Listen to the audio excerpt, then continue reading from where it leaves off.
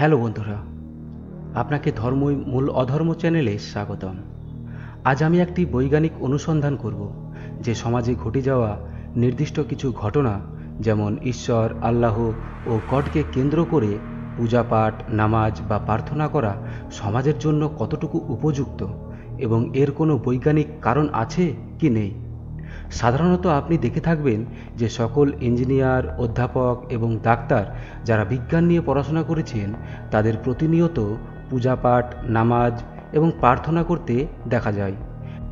যা হোক, এই বিষয়গুলোর কোনো বৈজ্ঞানিক কারণ আছে কি নেই তা আজ আমি অনুসন্ধান করব সম্পূর্ণ বৈজ্ঞানিক উপায়ে।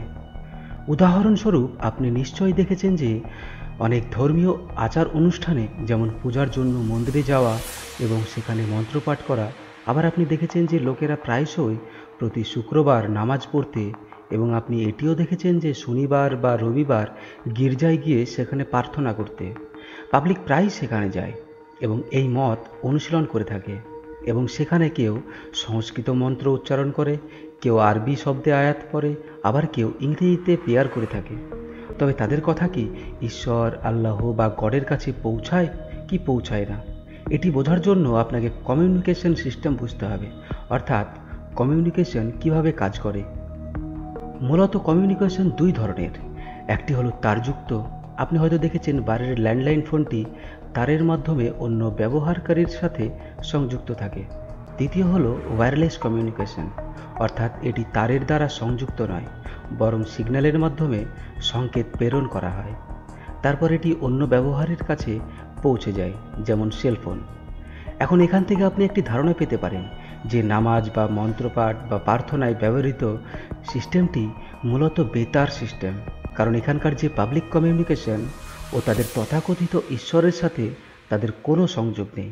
অর্থাৎ এখানে যিনি কথা বলছেন তিনি যে মন্ত্রপাঠ করছেন বা যে আয়াত পড়ছেন বা যে প্রার্থনাই করছেন না কেন, তা সরাসরি তাদের মুখ থেকে বের হয় এবং সেটা সরাসরি তাদের ঈশ্বরের কাছে পৌঁছে যায়। তাই আমি এই কমিউনিকেশন সিস্টেমের মাধ্যমেই যাচাই করব যে সেটা বৈজ্ঞানিকভাবে আদৌ সম্ভব কি না।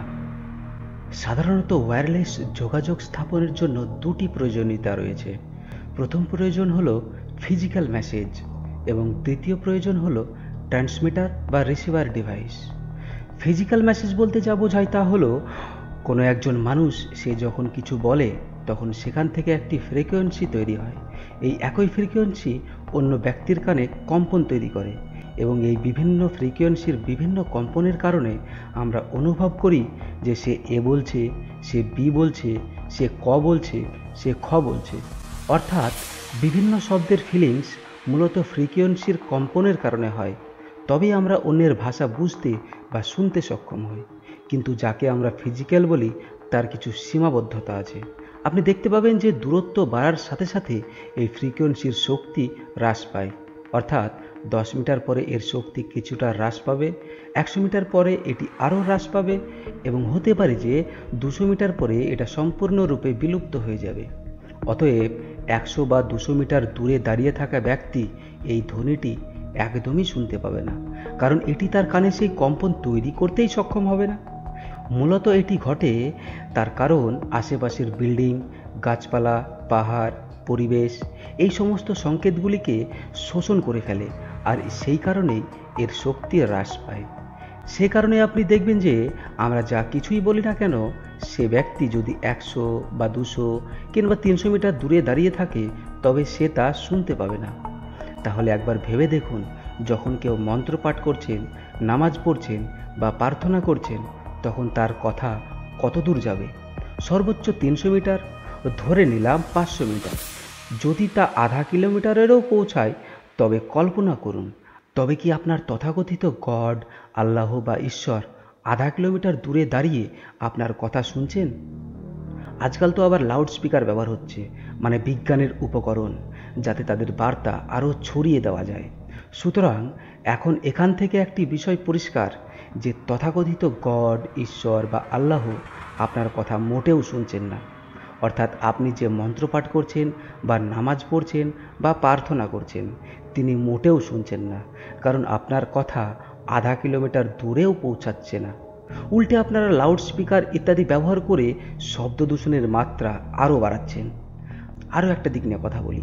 কেউ কেউ আবার এখানে বলবে যে এই মন্দির বা মসজিদ বা গির্জা এই সমস্ত তথাকথিত ঈশ্বরের ঘর, আর এখানে নিজের মত প্রকাশ করলে তা সরাসরি পৌঁছে যায় তাদের তথাকথিত ঈশ্বর, আল্লাহ, গডের কাছে। তবে আসুন আমরা এটিরও বৈজ্ঞানিক তদন্ত করি। এখন আপনার মন্দির, মসজিদ বা গির্জা একটি যন্ত্রের মতো, অর্থাৎ একটি ট্রান্সমিটার ডিভাইসের মতো। তবে চলুন দেখি বৈজ্ঞানিকভাবে রিসিভার এবং ট্রান্সমিটার ডিভাইস কিভাবে কাজ করে। যেমনটা আগেও বলেছি, ফিজিক্যাল মেসেজগুলি সর্বাধিক 200 থেকে 300 মিটার দূরত্বের পরে শোষিত হয়ে যায়। তাই দীর্ঘ দূরত্বে এই ধরনের বার্তা পাঠানোর জন্য, যেমন ভারতে বসবাসকারী কোনো ব্যক্তি আমেরিকায় বসবাসকারী ব্যক্তির সাথে কথা বলতে সক্ষম হয়, অর্থাৎ যোগাযোগ স্থাপন করতে সক্ষম হন। এটা সম্ভব হয়েছে তার কারণ বিজ্ঞান ট্রান্সমিটার এবং রিসিভার ডিভাইস ডিজাইন করেছে। তাহলে দেখা যাক সেটা কিভাবে কাজ করে। মূলত ট্রান্সমিটারে মানুষের ভয়েসকে প্রথমে প্রসেসিং করা হয়, তারপর এটি বৈদ্যুতিক সংকেত অর্থাৎ ইলেকট্রোম্যাগনেটিক সিগন্যালে রূপান্তরিত করা হয় এবং সেটা ইলেকট্রিক সিগন্যালে কনভার্ট হয়। তারপর ট্রান্সমিটারে একটি অ্যান্টেনা প্রয়োজন যাতে এই ইলেকট্রিক সিগন্যালকে ট্রান্সফার করতে পারে। অ্যান্টেনা মূলত ইলেকট্রিক সংকেতকে ইলেকট্রোম্যাগনেটিক তরঙ্গে রূপান্তর করে এবং এই ইলেকট্রোম্যাগনেটিক তরঙ্গ বায়ুমণ্ডলে সঞ্চারিত হয়। তারপর রিসিভারে একটি অ্যান্টেনা ইনস্টল করা থাকে যা এটি রিসিভ করে এবং তারপরে এটি ইলেকট্রিক সংকেতে রূপান্তরিত করে।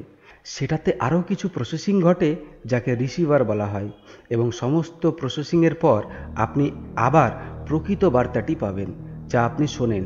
তাই এইভাবে যোগাযোগ স্থাপন করা হয়। তাহলে এখন যদি মন্দির, মসজিদ, গির্জা এই ধরনের ট্রান্সমিটার ডিভাইস হিসেবে কাজ করে, তবে আপনার ঈশ্বরের কাছেও অবশ্যই এই রিসিভার থাকতে হবে। আর যদি না থাকে তবে আপনার ঈশ্বর আপনার কথা শুনতে পারবে না, কারণ আপনার ভয়েস তো ইলেকট্রোম্যাগনেটিক তরঙ্গে যাচ্ছে, মানে ইলেকট্রোম্যাগনেটিক ওয়েভে যাচ্ছে। আবার এখানে কেউ বলবে যে তথাকথিত সুপার ন্যাচুরাল পাওয়ারের কোনো রিসিভার ডিভাইসের প্রয়োজন হয় না। তাহলে তার যদি কোনো রিসিভার ডিভাইসের প্রয়োজন না হয়, তাহলে আমি বলবো যে তার কোনো ট্রান্সমিটার ডিভাইসেরও প্রয়োজন নেই। তার মানে তার কোনো ধরনের মন্দির, মসজিদ, এমনকি গির্জারও প্রয়োজন নেই। সুতরাং উভয় রূপেই আমরা দেখলাম যে ঈশ্বরের সাথে যোগাযোগ স্থাপন করা আদৌ সম্ভব নয়। এবার আরেকটা ঘটনা বলি। আমি আপনাকে যে যোগাযোগের কথা বলেছি, এই সংকেতগুলি একজন থেকে অন্য ব্যক্তির কাছে যাচ্ছে, সেগুলি সবই কোনো না কোনো মাধ্যম হিসেবে কাজ করে। অর্থাৎ আমাদের কাছে যে মাধ্যমটি রয়েছে তা হলো বায়ু। এটি তারযুক্ত হয়। যদি এটি তারযুক্ত হয় তবে তার রয়েছে, সেটা অপটিক্যাল ফাইবার কেবেলও হতে পারে, কিন্তু এখানে আমরা ওয়্যারলেসের কথা বলছি, কারণ আপনার ঈশ্বর আপনার কথা শুনছেন কোনো তার ছাড়াই। তাহলে কল্পনা করুন যে তিনি 7 আকাশে বা কোনো স্বর্গে বা কোনো জান্নাতে আছেন এবং আপনি জানেন যে পৃথিবীর যে বায়ুমণ্ডলটি রয়েছে তা খুব বেশি হলে 100 কিলোমিটারেরও কম।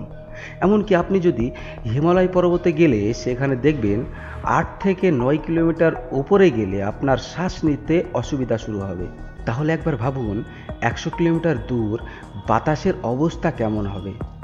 তাই যখন কোনো মাধ্যম থাকবে না, বাতাস থাকবে না এবং যখন শূন্যতা আসবে, তখন যোগাযোগ আদৌ প্রতিষ্ঠিত হবে না। যেমনটা মহাকাশে দেখা গেছে যে যখনই দুজন মহাকাশচারী একে অপরের সাথে কথা বলে, তারা তারযুক্ত যোগাযোগের মাধ্যমে কথা বলে, কারণ যখনই তারা যোগাযোগ স্থাপন করে তখন তো সেখানে বাতাস নেই, আর যদি বাতাস না থাকে তবে তাদের কথোপকথন হবে না, অর্থাৎ যোগাযোগের আর কোনো মাধ্যম থাকবে না। তাই তারা তারযুক্ত যোগাযোগের মাধ্যমে কথা বলে। তাহলে একবার চিন্তা করে দেখুন, আপনি যখন বেতার যোগাযোগের জন্য যে মন্ত্রটি ব্যবহার করছেন, কখনো কখনো মন্দিরে গিয়ে প্রার্থনা করছেন বা তার গুণগান করেন, চল্লিশা পড়েন বা নামাজ পড়েন বা প্রার্থনা করেন, তখন তিনি আপনার কথা শুনবে কিভাবে? আপনি যা বলছেন তা তো পৌঁছাতে সক্ষম হচ্ছে না। অর্থাৎ আপনি যে অনুশীলনী করছেন না কেন বা মানুষ যে অনুশীলনী করছেন না কেন, সেটি একেবারেই ভেড়ার ভিড়ের একটি অংশ, যার অবস্থা আমরা জানি না, না জানি আমরা এর বাস্তবতা, এবং সর্বশেষ বিজ্ঞানের সাথে কোনো তালমিল নেই। এখন আবার কিছু মানুষ এটা বলবে যে তথাকথিত সুপারন্যাচুরাল পাওয়ার সব কিছু দেখেন, তিনি সব কিছু পর্যবেক্ষণ করেন, সব কিছু রেকর্ড করেন এবং পরে সিদ্ধান্ত নেন। তাহলে আসুন আমরা এটিকেও বৈজ্ঞানিকভাবে তদন্ত করি, তিনি আসলে দেখবেন কিভাবে? ঘটনা যাই ঘটুক না কেন, প্রশ্ন এটাও জাগে যে তিনি বিল্ডিংয়ের ভিতরে কিভাবে দেখবেন, একটি ঘরের ভিতরে দেখবেন কিভাবে, একটি গুহার ভিতরে দেখবেন কিভাবে? এর জন্য আপনি এভাবে বুঝুন যে এটি আমাদের পৃথিবী, এবং এখানে যদি কোনো ভারতীয় বাস করে এবং এখানে মার্কিন যুক্তরাষ্ট্র বা আমেরিকা, তাহলে কল্পনা করুন ঈশ্বর যদি এখানে কোথাও থাকেন সাত আকাশে, তবে তিনি আছেন কি নেই সেটা ভিন্ন বিষয়। এই মুহূর্তে ধার্মিক লোকেদের মতে আমি ধরে নিচ্ছি যে তিনি সেখানে আছেন, দূর থেকে দেখছেন, তার সাত আকাশ থেকে বা তার স্বর্গ থেকে কিংবা তার কোনো জান্নাত থেকে। তাহলে তিনি যদি সেখান থেকে দেখছেন ভারতীয় ব্যক্তিকে, তাহলে এই মুহূর্তে আমেরিকান ব্যক্তিকে কিভাবে দেখবে? এখান থেকে যদি তার ভিজিবিলিটি এমন কিছু হয়, তাহলে সে এর পেছনের দিকটা কিভাবে দেখবে? এখানে দেখতে হলে এখানেও একটা চোখ থাকা দরকার, যাতে এই মুহূর্তে এটাও দেখতে পারে। তাহলে এখানে দুটি তর্ক ওঠে, ঈশ্বর কি দুটি নাকি বহু, নাকি তিনি সম্পূর্ণ বৃত্তাকার, যিনি এই পৃথিবীর চারপাশে আছেন এবং তার চোখ সর্বত্র রয়েছে, এখানে এখানে এখানে সব জায়গায়, এবং তিনি প্রতিটি মুহূর্ত নজর রাখেন। যেমনটা স্যাটেলাইটের ক্ষেত্রে দেখা যায়, 4টি স্যাটেলাইট একই সময়ে একটি নির্দিষ্ট বিন্দুকে পর্যবেক্ষণ করে এবং তারা সর্বদা বৃত্তাকার গতিতে থাকে, যার কারণে তারা সর্বদা প্রতিটি মুহূর্ত পর্যবেক্ষণ করতে সক্ষম হয়। তাহলে এটা কিভাবে সম্ভব যে তার চারপাশে চোখ আছে? তাহলে এই অনুসারে এই জিনিসটিও ভুল হয়ে যায়। দ্বিতীয়ত, যদি কোনো চোখ থাকে এবং সে যদি আমাদের পর্যবেক্ষণ করেন, তবে ধরে নিন এখানে কোনো বিল্ডিং আছে এবং এই বিল্ডিংয়ের ভিতরে কি কর্মকাণ্ড চলছে তা তিনি কিভাবে দেখবেন? এবং সেই বিল্ডিংয়ের ভিতরে ঘর আছে এবং সেই ঘরের ভিতরে কিভাবে দেখবেন?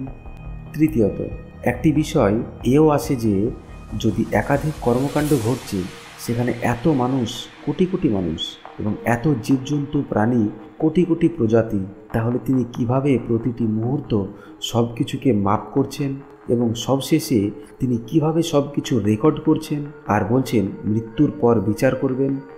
তাই আপনি যদি এই বিষয়গুলোকে বৈজ্ঞানিক যুক্তিতে তুলে ধরেন, তাহলে দেখবেন এগুলো সম্পূর্ণ ভিত্তিহীন কথাবার্তা, যে বা যারা এখনও এই ধরনের অনুশীলন করে যাচ্ছে। এবং তার পাশাপাশি বিজ্ঞানের এই আধুনিক যুগেও যারা এই ধরনের অনুশীলনগুলি অনুসরণ করছেন, তারা এতটাই অজ্ঞ যে তারা যুক্তির কথা চিন্তা করে না, এমনকি তারা বিজ্ঞানসম্মতভাবেও চিন্তা করে না। আর এই কারণেই এত শিক্ষিত হওয়া সত্ত্বেও এবং বিজ্ঞান অধ্যয়নরত অধ্যাপক, ডাক্তার, ইঞ্জিনিয়ার এবং উচ্চ পদমর্যাদার ব্যক্তিদের এই একই অনুশীলন করতে দেখা যায়।